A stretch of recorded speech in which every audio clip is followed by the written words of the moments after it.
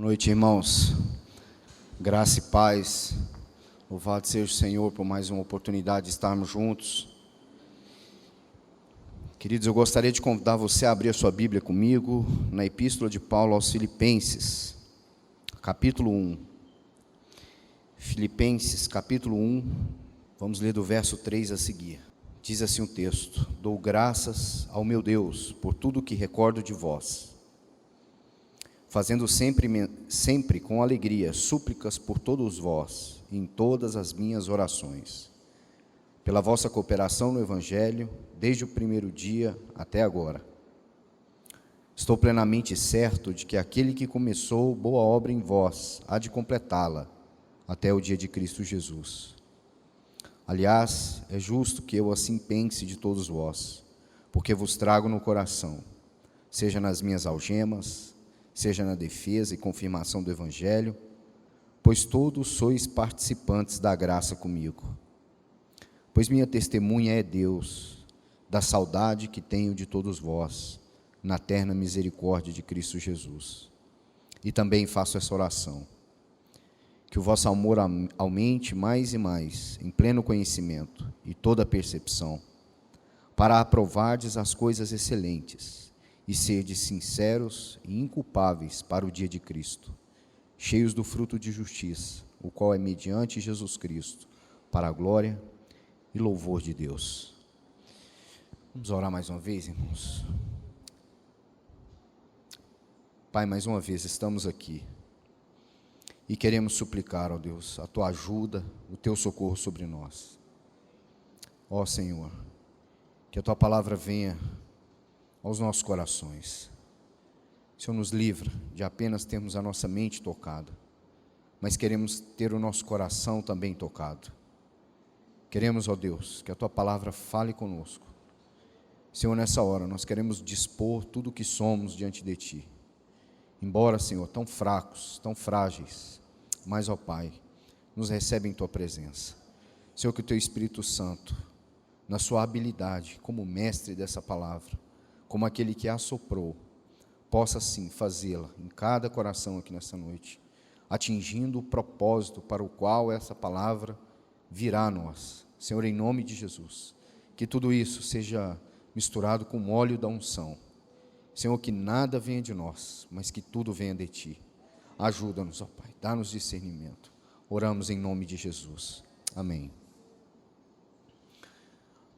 Amados, nos últimos dias em que eu compartilhei com os irmãos, estávamos meditando em Pedro, falando sobre as últimas coisas e falando sobre aqueles aspectos que Pedro mencionou, sobre uma vida de oração, sobre o amor, sobre o serviço e sobre tudo aquilo que o Senhor confere a cada um de nós no aspecto de dons, para a edificação da casa de Deus.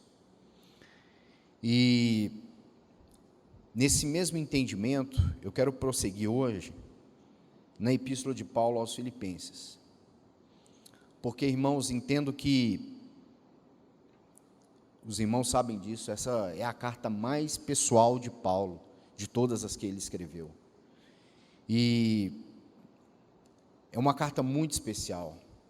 É uma carta onde Paulo coloca os seus afetos pelos irmãos e nos mostra como é possível vivermos uma vida que agrada a Deus, uma vida que é contente em Deus, uma vida que realmente está satisfeita em Deus apesar das lutas e das situações.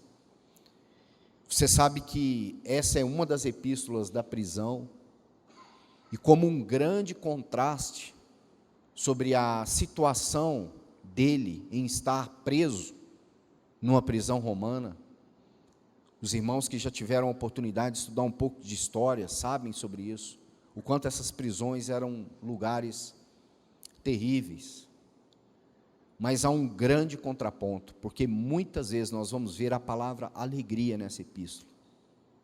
Ou seja, embora Paulo estivesse experimentando uma extrema limitação, embora ele estivesse acorrentado e preso, o seu coração em Cristo estava livre e experimentando mais da glória, da graça e das riquezas do nosso Deus. Irmãos, 4 pequenos capítulos, uma carta muito curta, mas tão cheia de significado e tão abrangente para nós nesses dias. No capítulo 4 ele vai dizer assim: eu aprendi a viver contente em toda e qualquer situação. Ora, irmãos, nós vivemos na era do descontentamento. Ninguém está feliz com nada. Nada está bom. Paulo diz assim: eu aprendi por um processo a estar contente em toda e qualquer situação. O irmão Austin Sparks tem uma frase a respeito de Paulo, eu gostaria de compartilhar com vocês, especialmente porque é um irmão que entendeu tão bem essa questão do propósito de Deus, da economia de Deus, do propósito eterno de Deus em Cristo Jesus. Ele diz assim acerca de Paulo: há um sentido real em que o apóstolo Paulo, em sua pessoa e experiência, foi uma corporificação da história da igreja nesta era. Ou seja, o irmão Austin Sparks diz que Paulo era muito mais do que uma pessoa na qual um indivíduo ou um crente pudesse se espelhar. Claro, irmãos, nós podemos olhar os exemplos do apóstolo, mas ele dizia mais que Paulo era uma corporificação da história da igreja no tempo presente. Então, irmãos, como que nós olhamos para Paulo escrevendo aos Filipenses com base nessa observação do nosso irmão? A igreja vive hoje limitada neste mundo, em alguns aspectos. Nós não somos este mundo. Nós estamos aqui, mas não somos daqui.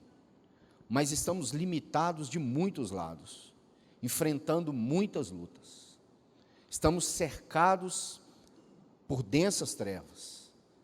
As trevas têm coberto essa terra, mas graças a Deus, o nosso coração está unido a Cristo. E por isso, assim como o apóstolo era essa mensagem de alegria no cárcere, nós também somos uma proposta de alegria nesse mundo de trevas e de dor. Não obstante, quando você lê essa carta, você vai ver ele dizer que até mesmo os da casa de César, aqueles homens que o prenderam, viram nele um testemunho, algo que impactou as suas vidas. Há uma parte também muito interessante no livro de Atos, vocês se lembram? Quando Paulo e Silas foram presos, eles apanharam muito. E quando eles estavam presos, por volta da meia-noite, eles louvavam ao Senhor. E aquela cadeia estremeceu e o cárcere se abriu. Quando eles foram libertados pelo poder de Deus, o chefe da guarda tirou uma espada da sua bainha e pensou em atentar contra a sua própria vida. E Paulo disse assim: não faça isso, estamos todos aqui. E a pergunta daquele carcereiro foi: o que eu faço para ter a vida eterna? Ele viu em Paulo e Silas algo que ele não tinha. Quando nós olhamos essa epístola de Paulo aos Filipenses, nós olhamos assim: como alguém preso por causa do testemunho da palavra de Deus pode, no meio dessa situação, escrever e tanto falar sobre alegria, sobre uma vida em Deus que não está limitada pelas circunstâncias, preso sim fisicamente, mas livre no amor de Deus e na graça do Espírito Santo. Irmãos, o verso 3 que lemos não faz parte da sessão que eu gostaria de compartilhar com os irmãos, mas primeiro, o verso 3 ele começa dando graças a Deus. Logo no verso 4 ele fala da alegria, então gratidão, alegria. O verso 6 ele diz: de certeza estou plenamente certo. Então observe isso: gratidão a Deus, alegria, certeza de fé. Estou certo que aquele que começou boa obra em vós há de completá-la até o dia de Cristo. E a parte onde eu quero me deter nessa noite para a nossa consideração, o verso 9 e 10 e o 11 também. E também faço esta oração. Então esta é uma oração que Paulo faz aos crentes de Filipe. Ele diz assim: que o vosso amor aumente mais e mais, em pleno conhecimento e toda percepção, para aprovardes as coisas excelentes, e serdes sinceros e inculpáveis para o dia de Cristo, cheios do fruto de justiça, o qual é mediante Jesus Cristo, para a glória e louvor de Deus. Irmãos, imaginem só, se nós fôssemos ouvir então essa oração de Paulo, e nós disséssemos que Paulo pudesse ou escrever, ou quem sabe fazer uma oração a nós como os irmãos de Filipe, quais seriam as palavras que nós esperaríamos que Paulo endereçasse nessa oração? Eu creio que o nosso coração ficaria bem agitado, talvez por ouvirmos coisas profundas, talvez por pensarmos que Paulo fosse alguém tão preparado, tão cheio da graça de Deus, um homem tão sábio, tão culto, e eu acho que o nosso coração se encheria de expectativa sobre os temas dessa oração, ou qual seria o conteúdo dessa oração. Mas perceba a simplicidade dessas palavras: que o vosso amor aumente mais e mais em pleno conhecimento e toda percepção. Óbvio que se Paulo está dizendo para que os filipenses, o seu amor pudesse aumentar mais, é porque eles tinham dado prova desse amor. Capítulo 4, abra aqui comigo, Filipenses 4, verso 15, diz assim: e sabei também vós, ó Filipenses, que no início do Evangelho, quando parti da Macedônia, nenhuma igreja se associou comigo no tocante a dar e receber, senão unicamente vós outros, porque até para Tessalônica mandastes não somente uma vez, mas duas, o bastante para as minhas necessidades. Como você escreve ou como você ora para uma assembleia que já deu demonstrações práticas de amor? Paulo diz que o amor entre vocês aumente mais, cresça mais, que o amor aumente. Irmãos, nós somos muito dados à estagnação. Na vida cristã, nós somos muito dados à estagnação. Sempre quando nós chegamos num lugar, em Deus, no Senhor, na vida da igreja, na vida cristã, nós julgamos assim: tá bom, eu já conheço alguma coisa do Evangelho, eu já sei algo a respeito da pessoa e obra de Cristo Jesus, eu creio que Ele voltará, eu creio nas profecias finais, para mim está bom. Mas Paulo não via a vida cristã assim. Paulo entendia que as virtudes de Cristo deveriam ser sempre crescentes na vida do crente, na Assembleia de Deus, na Igreja de Cristo. Por isso ele diz assim: eu faço uma oração para que o vosso amor aumente mais e mais. Mas observe, o próprio Paulo, no capítulo 3, o verso 12, aí de Filipenses, veja como Paulo tem uma certa inquietação, eu não sei se essa seria a palavra adequada, mas veja como ele parece se mover em direção a mais do Senhor.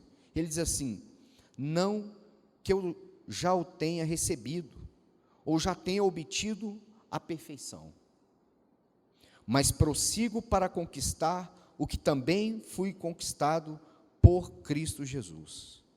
Veja, verso 13: irmãos, quanto a mim, não julgo havê-lo alcançado, mas uma coisa faço, esquecendo-me das coisas que para trás ficam, e avançando para as que diante de mim estão, prossigo para o alvo, guarde essa expressão, para o prêmio da soberana vocação de Deus em Cristo Jesus. Deixa eu explicar esse versículo de uma forma analógica para você. Eu ainda sou desse tempo, eu guardo na minha mente algumas coisas da época do analógico. Quando você assistia corrida de Fórmula 1, há 10, 20 anos, 30 anos atrás, o piloto que ia à frente, ele sabia muito bem qual que era a linha de chegada, quando ele tinha que cruzar. E aquela pessoa que era responsável por dar aquele sinal de bandeirada que indicava que aquele piloto, que aquele carro havia completado a linha de chegada e concluído a corrida, ele ficava com seus olhos muito bem apontados numa posição alta, na última curva que ele fazia antes de apontar na reta. Ou seja, Paulo era como esse homem, como esse piloto de Fórmula 1. Ele tinha o seu alvo muito bem definido. O seu alvo estava tão claramente definido, porque ele diz aí, não julgo havê-lo alcançado, mas uma coisa eu faço. E aí o verso 14 ele diz assim, prossigo para o alvo, para o prêmio da soberana vocação de Deus em Cristo Jesus. Observe, irmãos, que Paulo está descrevendo a vida cristã dinâmica. Não é uma vida cristã estática, conformada. Já temos o bastante, não temos necessidade de coisa alguma. Já aprendemos muito acerca de Cristo. Ele diz assim, não que eu já tenha recebido ou tenha obtido a perfeição, mas prossigo para conquistar aquilo para o que também fui conquistado por Cristo Jesus. Portanto, meu irmão, se nós pudéssemos indagar a Paulo, nós diríamos, Paulo, mas já não conquistou? Você já não chegou? Você já está próximo do fim da sua vida? O ministério que te foi confiado foi cumprido cabalmente. Como assim você diz que ainda não conquistou? Que ainda não chegou? Ele diz isso, não julgo havê-lo alcançado. Mas eu faço uma coisa, ele diz, esquecendo-me das coisas que para trás ficam. E nós poderíamos lembrar de Paulo do passado. Mas e as viagens, Paulo? Quantas igrejas, quantos servos de Deus fortalecidos pelas tuas mãos, um ministério frutífero, quantas cartas escritas. Ele diz assim, não julgo havê-lo alcançado, mas uma coisa faço, eu esqueço das coisas que para trás fico, e avanço para as que estão diante de mim.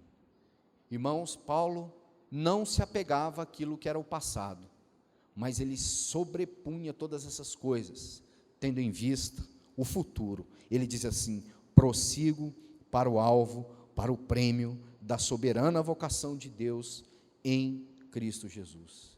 Eu ainda não alcancei, estou prosseguindo. Por isso ele diz assim, que o amor entre aqueles irmãos deveria crescer. Mas os filipenses poderiam pensar, puxa vida, mas nós já ajudamos, nós já enviamos sustento, socorremos o apóstolo. Mas Paulo diz assim, que esse amor devia crescer. E mais, ele diz aí, que esse amor também deveria estar acompanhado de conhecimento e percepção. Irmãos, lembrem-se, da última vez que eu compartilhei com os irmãos, eu estava falando sobre algumas posições de desequilíbrio. Por exemplo, nós podemos estarmos no extremo, e sermos irmãos extremamente afetivos, amorosos, e desprezarmos o conhecimento. Ou então poderemos valorizar em extremo o conhecimento, e não termos nenhum afeto. Não é disso que Paulo está falando. A vida cristã que Paulo abre aqui em Filipenses é a vida cristã equilibrada, amor e conhecimento, conhecimento e amor, são evidências de uma vida equilibrada. Mas por que essa ênfase então no amor aqui? Você sabe, Mateus 24, capítulo 24, verso 12, não precisa abrir, você anota aí, é aquele chamado Apocalipse sinótico, Mateus 24, o Senhor Jesus diz assim, no final do tempo, por aumentar a iniquidade, o que aconteceria com o amor de muitos? Se esfriaria.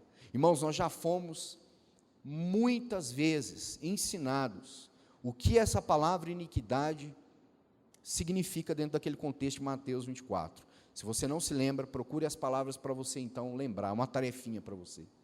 Jesus está dizendo assim, por haver uma insistência na quebra de princípios, o amor de muitos se esfriaria. Quando nós abrimos a nossa Bíblia, em Apocalipse capítulo 2, qual foi o grande problema de Éfeso? vocês são vigilantes, a ortodoxia está certo, provaram os falsos apóstolos, tem obra, tem perseverança, tem um monte de coisa aí, mas não tem o melhor do amor. Como consequência, se vocês não se arrependerem, parafraseando João em Apocalipse capítulo 2, o Senhor diz assim: eu virei e moverei o candeeiro do lugar, ficará sem luz, sem testemunho.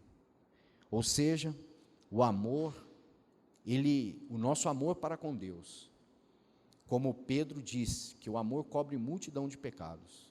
Irmãos, não adianta nós termos uma ortodoxia, nós termos conhecimento, se o nosso amor por Deus, pelo Senhor, não estiver crescendo, não estiver amadurecendo. A igreja de Laodiceia, por exemplo, se Jesus disse que o amor esfriaria, qual é a condição que nós encontramos em Laodiceia? Não é uma questão de frieza e nem é uma questão de calor, mas é uma questão de mornidão. E dentro desse contexto, o Senhor diz assim, que estava a ponto de vomitar aquela assembleia da sua boca, porque eles não eram mornos, aliás, eles não eram quentes e nem frios, mas eles eram mornos. E a nossa oração nesses dias tem sido para que o Senhor avive o nosso coração, de amor por Ele. Ô irmão, você não vai ver hora nenhuma aqui Paulo reclamando, dizendo: Senhor, por que eu estou nessa condição? Por que eu estou sofrendo aqui nessa condição? Mas ele vai nos mostrar que o amor de Deus é algo muito seguro, sobre o qual nós deveríamos meditar. O amor não pode estagnar. Agostinho, certa feita, falando sobre essa questão de amor, ele explica que nós temos aptidões em nós muito maiores do que aquilo que nós pensamos. Então ele diz assim que nós tínhamos que ter muito cuidado aonde colocarmos a direção e o afeto do amor do nosso coração. E ele cita uma experiência própria.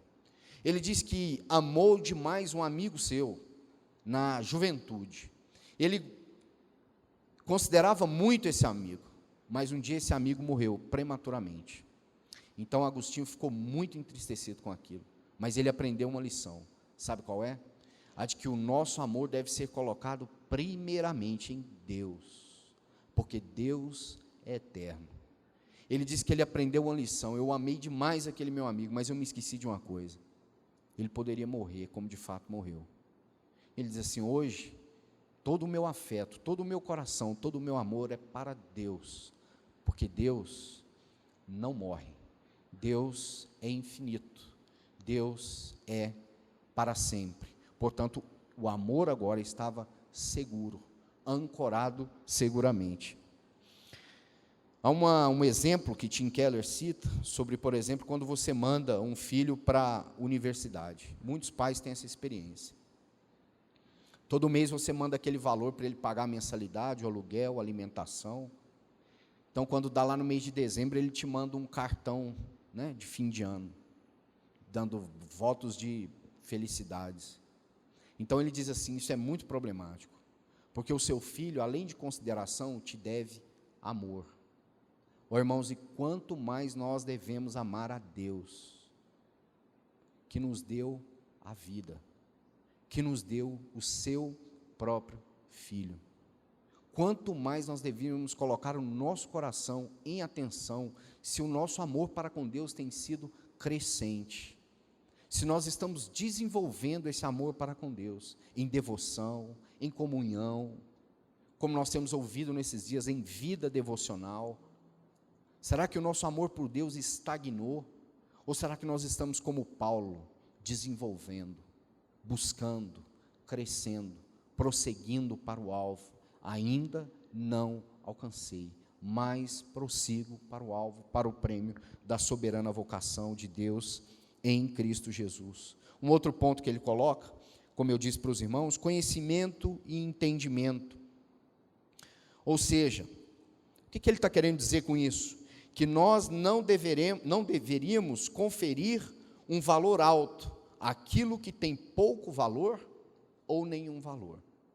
Paulo diz que o amor deve estar acompanhado de entendimento, conhecimento. E aí o final do verso 9 ele diz assim: e toda a percepção. Porque todas as coisas da nossa vida têm que ser pesadas à luz do amor de Deus. Então veja, o que significa essa expressão, conhecimento e toda percepção aliada a esse amor crescente, ou seja, que nós não devemos conferir um valor alto àquilo que tem pouco ou nenhum valor. Como é que Paulo descreve isso na sua experiência? Capítulo 3, verso 7, uma passagem muito conhecida dos irmãos. Ele diz assim: mas o que para mim era lucro, isto considerei perda por causa de Cristo. Verso 8: sim, deveras considero tudo como perda, por causa da sublimidade do conhecimento de Cristo Jesus, meu Senhor, por amor do qual perdi todas as coisas, e a considero como lixo, para ganhar a Cristo. Observe isso na experiência do apóstolo Paulo. Não conferir um valor alto a algo que é de menor valor ou de nenhum valor. Olha o que ele diz: o que era lucro, agora comparado com Cristo é perda.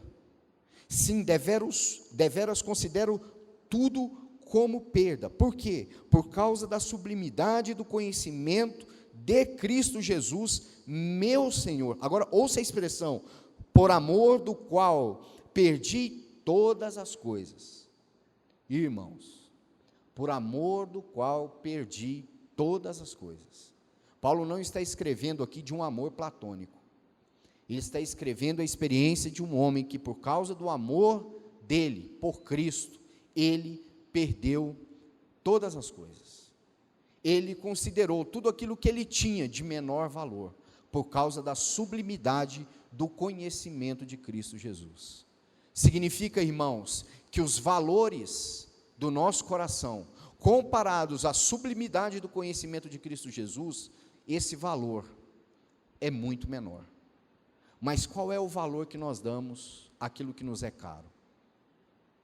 Ao nosso trabalho, à nossa família, aos nossos bens, aos nossos filhos, a nossa vida em comum. Paulo está dizendo assim: eu coloquei tudo na balança, e quando eu percebi o que era lucro para mim, se tornou em perda, por causa de uma coisa, por causa da sublimidade do conhecimento de Cristo Jesus. E Paulo sempre coloca essas coisas, por exemplo, nessa balança espiritual. Olha aqui, por exemplo, 2 Coríntios, capítulo 4, 2 Coríntios 4, verso 17, Paulo diz assim: porque a nossa leve e momentânea tribulação produz para nós eterno peso de glória, acima de toda comparação, não atentando nós nas coisas que se veem, mas nas que se não veem, porque as que se veem são temporais, e as que se não veem são eternas. Observe o verso 17, ele diz assim: a nossa tribulação é leve. Imagine você, Paulo, falar que a tribulação que ele passou é leve. Ele diz assim: é leve e momentânea. Então ele diz assim, que essa tribulação leve e momentânea produzia para ele um eterno, e para nós também, um eterno peso de glória acima de toda comparação. O que ele está dizendo? Não dá para comparar a nossa leve e momentânea tribulação com aquilo que nos espera em glória. Não adianta você dizer para Deus que você está sofrendo muito, que a coisa está muito difícil, e nós reclamarmos e murmurarmos. Paulo estava dizendo assim: a nossa leve e momentânea tribulação não se pode comparar àquilo que nos espera na glória. São duas coisas, não tem como comparar, são incomparáveis. O que nos espera em glória é muito maior, e só aquilo que nos espera em glória pode fazer nós declararmos que a nossa tribulação é leve e momentânea. Não é porque a tribulação é leve e momentânea em si e por si, é porque Paulo está dizendo assim: aquilo que me espera lá na frente, faz com que aquilo que eu estou passando agora, seja leve e momentâneo. Não podemos comparar. Depois o verso 18 ele diz assim: não atentando nós nas coisas que se veem. Ô Paulo, mas você está preso, você está trancafiado. Ele diz assim: não atentando nós nas coisas que se veem, mas nas que não se veem. Por quê? Porque as que se veem são temporais, terminam, acabam, chegam ao fim. Tudo que nós estamos vendo com os nossos olhos hoje, um dia vão terminar, vão acabar. Mas ele diz assim: as que nós não vemos são eternas. E como é que nós olhamos para isso que nós não vemos? Através dos olhos da fé. Então Paulo está dizendo assim: não queira comparar aquilo que você vê com aquilo que você não vê, porque o que você está vendo passa, é temporal, mas aquilo que você não está vendo é eterno, e por isso o peso de glória é muito maior. Não queira comparar essas duas coisas. Por isso, quando você, um texto muito conhecido dos irmãos também, Filipenses 1:21, eu não vou ler, anota aí, para depois você ler na sequência. Paulo diz que o viver é Cristo e o morrer é lucro. Mas então, irmãos, indague esse homem e diga para ele: Paulo, o que é a vida? Ele vai falar para nós: a vida é Cristo, porque sem Cristo não há vida.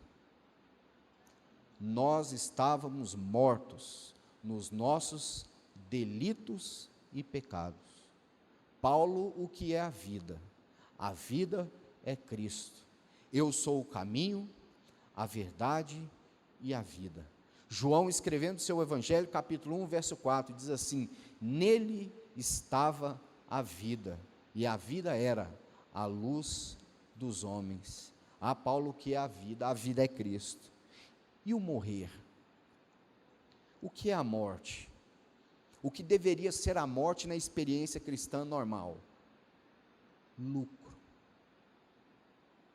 O escritor aos Hebreus vai dizer que eu e você fomos libertos do pavor da morte.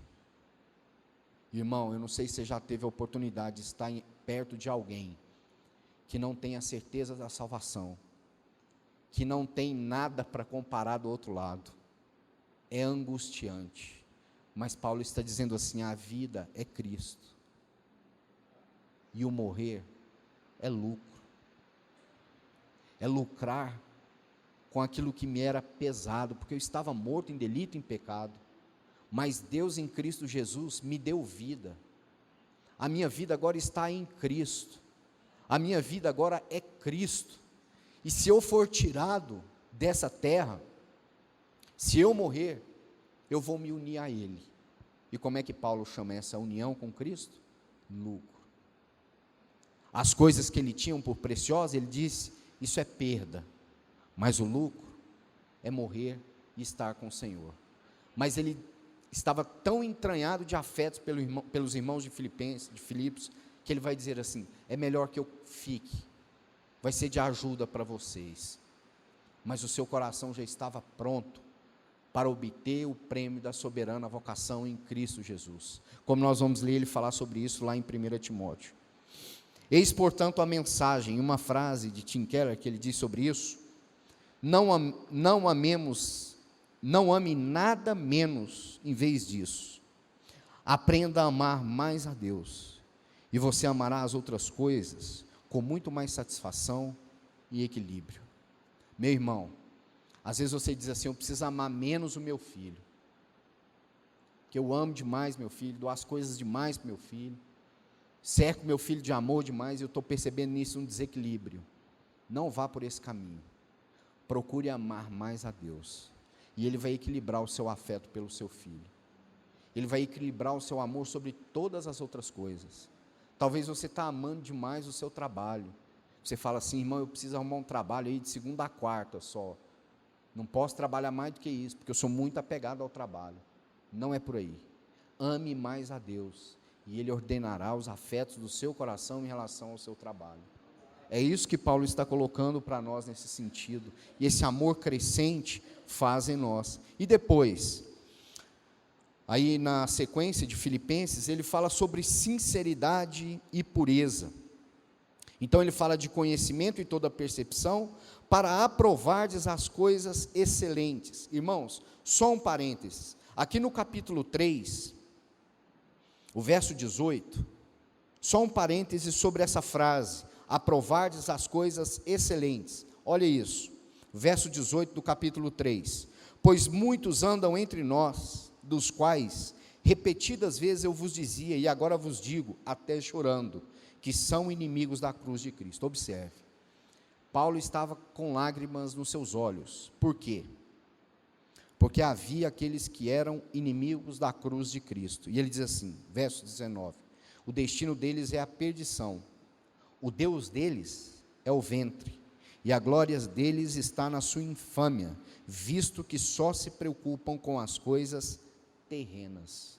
Paulo estava contrapondo um grupo que fez do seu próprio ventre o seu Deus, e portanto eles eram inimigos da cruz de Cristo, porque a cruz de Cristo nos mostra, isso ele vai mostrar naquela passagem que para muitos irmãos é a coluna teológica dessa carta, o verso 5 do capítulo 2 até o verso 11, porque a cruz de Cristo nos mostra o que é a doação por excelência. Então Paulo diz assim, mas aos inimigos de Cristo, aqueles que fazem do seu ventre o seu Deus, eles só pensam nas coisas terrenas, e não nas coisas que são do alto, os seus afetos estão invertidos. Meu irmão, o nosso homem caiu, por causa do efeito do pecado, o nosso amor, que deveria ser centrado em Deus, se centrou em outras áreas periféricas da nossa vida. Por isso, aquele que nasceu de novo, como diz o Senhor em Marcos, deve amar a Deus com toda a sua força, com todo o seu entendimento e com toda a sua alma, e amar a Deus sobre todas as coisas, e nada pode ser diferente disso. Jesus diz assim, ninguém pode servir a dois senhores. Todos nós estamos debaixo de servidão. Quando Jesus diz assim, ninguém pode servir, ele está dizendo, todo mundo está debaixo de servidão, mas nós podemos escolher o Senhor a quem nós servimos, e aquele que nós servimos diz assim, o meu fardo é leve, e o meu jugo é suave. Ninguém pode servir a dois senhores. Só esse parênteses que eu queria colocar para os irmãos. E voltando aqui, então ele diz assim, verso 10, para aprovardes as coisas excelentes, e serdes sinceros e inculpáveis para o dia de Cristo. Irmãos, sinceridade. Que palavra nós precisamos meditar nela nesses dias?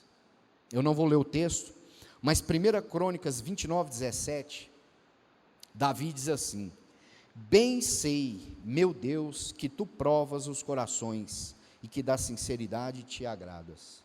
Você sabe quem está escrevendo isso daqui?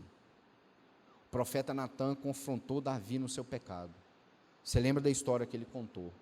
Quando ele termina de contar aquela história, Davi diz assim, esse aí é digno de morte. E Natã vira para ele e diz assim, tu és este homem. Duas coisas poderiam acontecer. A primeira, Davi poderia mandar Natã morrer, matar Natã. Ele poderia ter mandado matar o profeta, esconder aquilo. Ele não fez. Segunda, ele poderia negar. Dizer assim, não fui eu não, é um mal entendido, vou te explicar melhor a história. Davi diz assim, pequei contra Deus. Eu sei, ele disse assim, meu Deus, que tu provas os corações e que da sinceridade te agradas. Irmãos, de Deus nós nada podemos esconder. Podemos esconder dos irmãos, podemos esconder até de nós, mas de Deus nada nós podemos esconder. Sinceridade e pureza. Essa frase, inculpáveis para o dia de Cristo. 1 João capítulo 3, a primeira carta de João, já para concluirmos, irmãos, 1 João capítulo 3, diz assim o texto, versos 2 e 3. Amados, 1 João 3, versos 2 e 3. Agora somos filhos de Deus, e ainda não se manifestou o que haveremos de ser. Sabemos que quando Ele se manifestar, seremos semelhantes a Ele, porque haveremos de vê-lo como Ele é. Verso 3. E assim mesmo se purifica todo aquele que nele tem essa esperança, assim como ele é puro. Por que nós estamos nesse processo de purificação? Porque ele é puro e porque nós queremos ser como ele é. Então João diz assim: assim se purifica todo o que nele tem esta esperança, sinceridade e pureza. Há um outro texto aqui em Apocalipse, capítulo 22, o verso de número 11, depois de ter descrito tudo aquilo que descreveu, João diz assim: continue o injusto fazendo injustiça, continue o imundo ainda sendo imundo, o justo continue na prática da justiça, e o santo continue a santificar, porque nós temos uma esperança. Por isso Paulo está dizendo aqui aos irmãos de Filipos, com sinceridade e pureza, para que, irmãos, para o dia de Cristo, temos em vista essa sinceridade, essa pureza para o dia de Cristo, ou seja, nós estamos sendo preparados, nós estamos sendo adornados. Veja o que ele diz aqui, ele diz assim: eu estou certo, no verso 6 do capítulo 1, que aquele que começou a boa obra em vós, há de completá-la até o dia de Cristo. E ele diz isso, para serdes sinceros e inculpáveis para aquele dia, o dia de Cristo. Irmãos, então nós estamos num processo de santificação e de sinceridade para com Deus, pedindo a Deus que sonde o nosso coração, assim como o salmista, Davi mesmo, disse no Salmo 51, para aquele grande dia, porque nós temos em vista um encontro. Irmãos, nós temos sido, por Deus, advertidos, que estamos nos últimos dias, e nós nos encontraremos com o Senhor, nos ares, e primeiro vem para nós, Pedro diz assim: o juízo começa pela casa de Deus. Nós temos que ter esse anseio de preparação no nosso coração. Por fim, ele diz assim: cheios do fruto de justiça, o qual é mediante Jesus Cristo, para a glória e louvor de Deus. Fruto de justiça. O fruto só pode ser fruto se ele estiver numa raiz. Lá em Mateus, o Senhor vai falar para nós que se conhece uma árvore pelo seu fruto. Ele está dizendo aqui: cheios do fruto de justiça. E esse fruto não é nosso, não vem de mim, não vem de você. Ele diz assim: o qual o quê? O fruto é mediante Jesus Cristo, para a glória e louvor de Deus. Lembra quando Pedro fala do serviço? Todo o serviço tem que visar a glória de Deus. O fruto não é nosso, é de Jesus Cristo, para a glória e louvor de Deus. Nada vem de nós, tudo vem dele. Por isso em João capítulo 15 ele vai dizer o quê? Que ele é uma videira, e todo ramo que nele está dá fruto, e o que não dá fruto é arrancado e tirado fora, podado, para que nós possamos dar mais fruto ainda para o Senhor, irmãos, para louvor e glória de Deus. Irmãos, que nesses dias o Senhor venha sobre nós, como Ele tem vindo, assim temos testemunhado, temos ouvido dos irmãos, mas queridos, que o nosso coração seja chamado mais para perto do Senhor, como nós temos ouvido nesses dias, que a nossa vida devocional para com Deus dê um salto, que nós possamos nos aproximar com sinceridade de coração, com pureza de espírito, bem-aventurados humildes de espírito, que nós possamos crescer nessa graça de conhecermos mais o Senhor, que essa oração seja uma realidade para nós, não só como indivíduos, mas também como assembleia, que o amor de Cristo aumente entre nós, que esse amor seja pujante entre nós, que esse amor possa trazer sobre nós conhecimento e percepção, para que nós venhamos dar às coisas o real valor que elas têm, para que nós não venhamos dar às coisas um valor que elas não têm, mas que à luz da palavra de Deus nós saibamos o valor de cada coisa, do nosso trabalho, da criação dos nossos filhos, dos nossos bens, de tudo que temos e de tudo que somos, nós tenhamos condições de dar a isso o real valor, Por isso, Paulo, como eu disse para os irmãos no início, vai dizer lá no capítulo 4, aprendi a viver contente em toda e qualquer situação. Irmãos, que nós tenhamos um espírito mais contente, mais vibrante, mais alegre no Senhor. Nós possamos ler essas frases e dizer, Senhor, eu quero essa realidade para o meu coração, para a minha vida. Eu não quero apenas conhecer essas coisas no âmbito do meu intelecto, mas eu quero experimentar isso na minha vida, na minha casa, no meu trabalho, no meu colégio, na minha faculdade, no meu casamento, na minha família. O Senhor tem muito mais para nós, irmãos. Quem busca, pede, bate, encontra. Que nós possamos ir de encontro ao Senhor nesses dias. Vamos orar mais uma vez. Pai, nós te damos graças, Senhor, pelo período que nos permite, Pai, estarmos juntos aqui diante da Tua palavra. Senhor, em nome de Jesus, tira de nós toda a estagnação espiritual. Senhor, mas que haja em nós um desejo firme de prosseguir, de continuar, porque, Senhor, nós também ainda não alcançamos, mas que nós possamos, Senhor, prosseguir para o alvo, não pararmos, não nos estagnarmos. Senhor, em nome de Jesus, não nos deixe num bom lugar. Senhor, não há lugar bom senão o centro da Tua vontade.